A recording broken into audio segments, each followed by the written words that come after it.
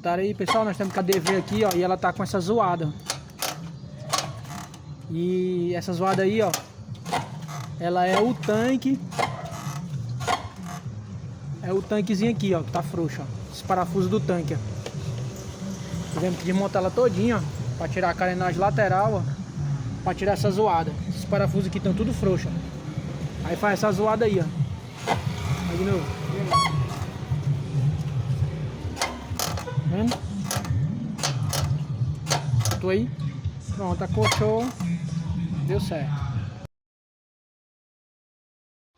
Aí, pessoal. Foi trocado o parafuso, ó. Aí coloquei uma porta, né?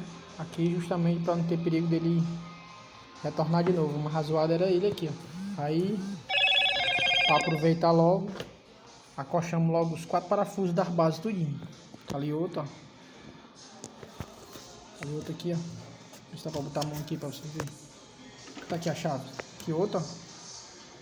Outro parafuso, ó. Viu, ó? Do tanque. Acochamos esse parafuso. Aí reacochamos esse parafuso. Trocamos esse parafuso que tava, né? Não tava acochando normal, por isso que tava fazendo a zoada. E do outro lado tem outro parafuso ali, ó. Do outro lado, ó. Deixa eu ver se dá pra fechar ele aí. Tá aí, pronto aí. Esse parafuso aqui, ó. Pronto. Beleza? O movimento dessa moto era só essa zoada aí. Suportável, hein? Valeu aí. Deixa o like aí e compartilha esse vídeo aí pra nós.